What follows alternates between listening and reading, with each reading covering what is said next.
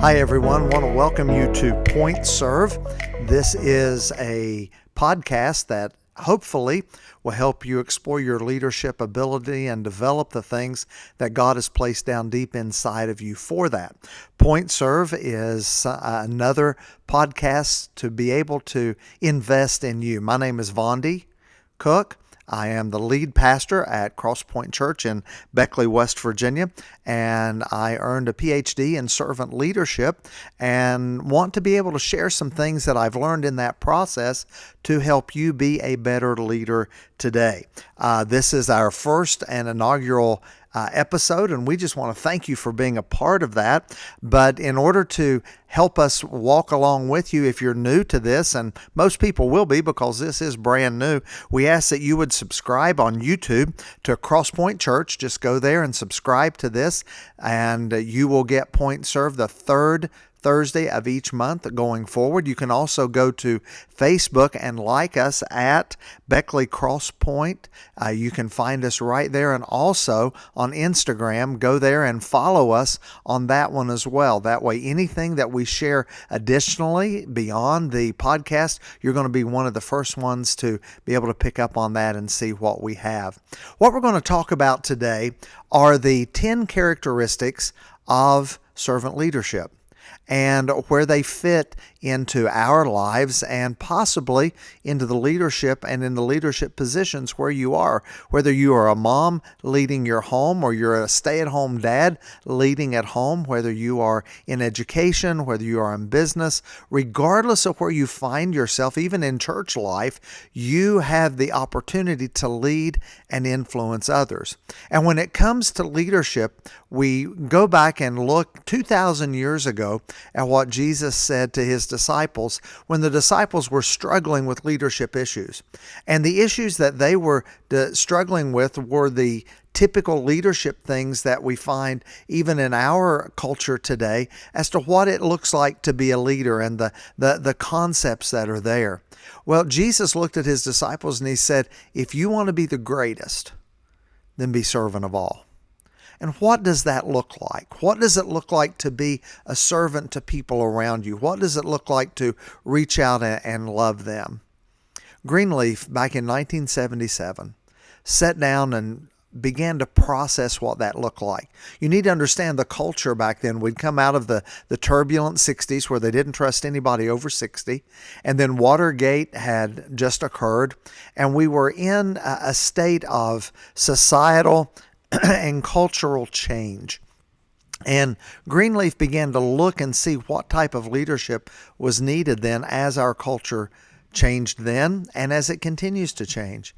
And he outlined 10 things. And these are going to be the things over the next few months we're going to be talking about. The first thing he said, if you want to be a leader, if you want to help people and grow them, you have to learn to listen. Being a good listener. And that's not just someone who is hearing what people say. You're actually listening to what is behind what they are walking through, what they are processing in.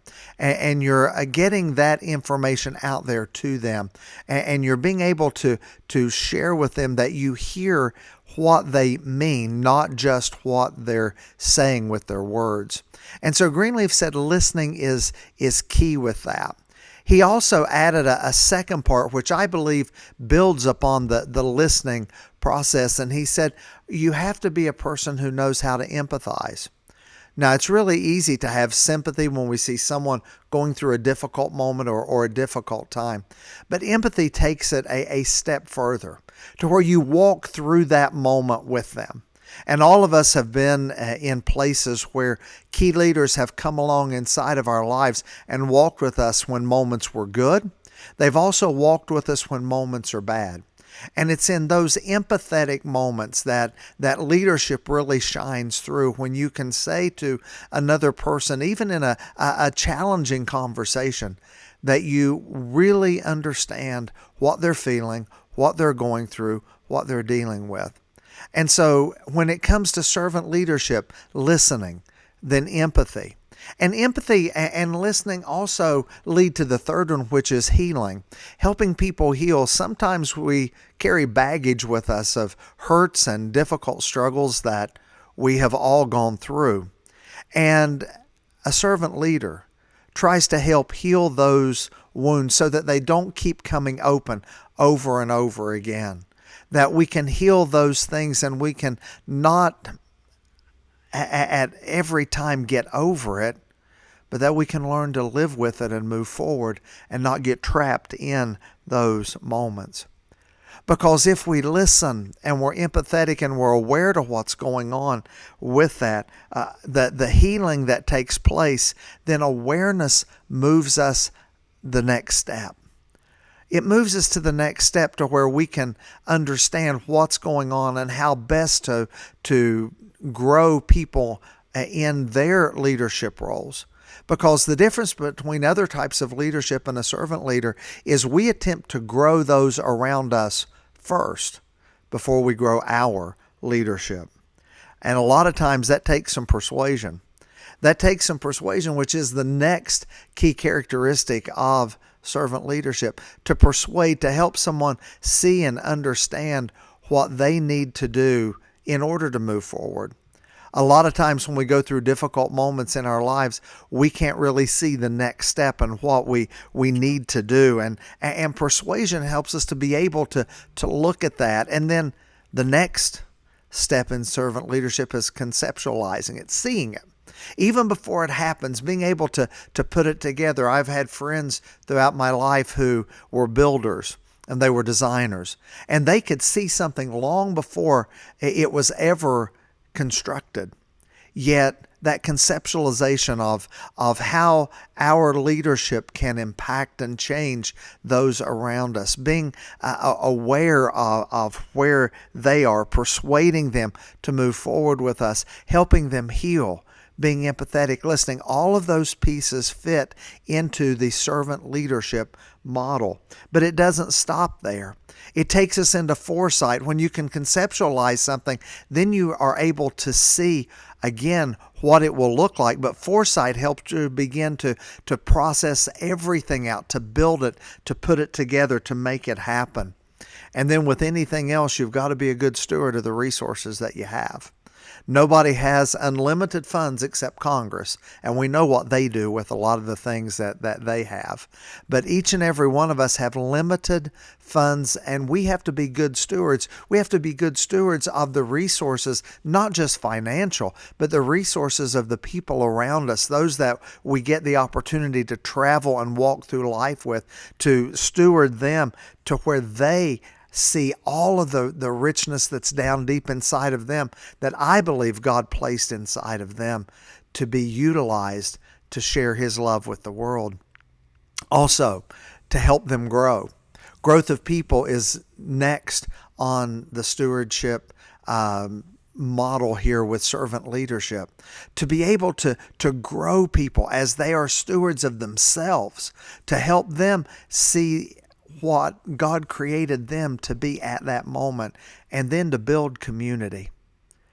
You see, servant leadership covers a lot of things, but it's in building that teamwork. And we all know that teamwork makes the dream work, and we can share all of those cliches. Yet it's in really understanding how you as a leader serve those around you first that allows them to thrive. And when they thrive, you as a leader also thrive. When people around you are able to become good listeners, empathetic, people who promote healing and awareness, persuasion, conceptualization, foresight, stewardship, the growth of people and building community. When all of those pieces fit together, amazing things happen.